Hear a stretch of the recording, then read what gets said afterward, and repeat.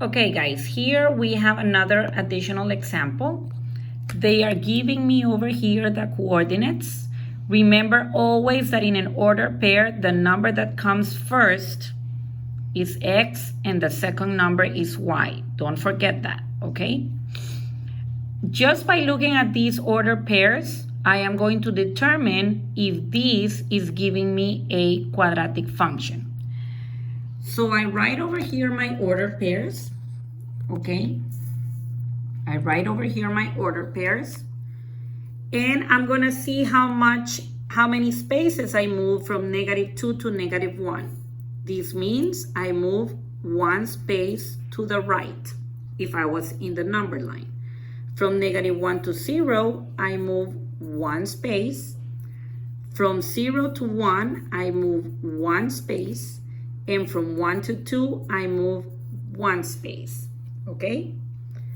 These differences are constant. If these differences are constant, I can continue with the exercise.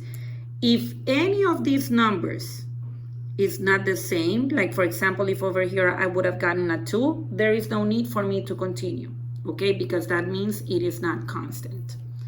Now I'm gonna find the differences for the y-axis. If I am standing in the y-axis, remember we have the x and the y-axis. If I am standing on the y-axis, if I move from 4 to 1, I will be dropping 3 spaces down. Since I am going down, that becomes a negative.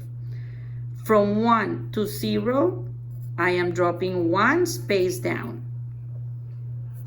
From 0 to 1, I am going 1 space up. And from 1 to 4, I am going 3 spaces up. Okay? It doesn't matter that you do not have the same numbers. It's in that this is what we call the first difference. Now we're gonna find out what's the second difference. And what you need to have constant is the difference on the x's and the second difference on the y's. So if I am standing on -3, which would be down here in the y-axis, and I want to go to -1, I will be going up 2 spaces.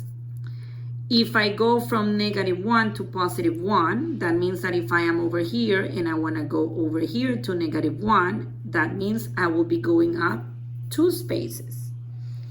And if I want to go from +1 to +3, that means if I'm standing here and this is number 1, 2, 3, I will also be moving up 2 spaces.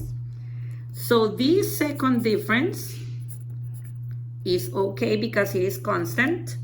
This difference on the x's is constant, so I can say that the function, yes, it is a quadratic function.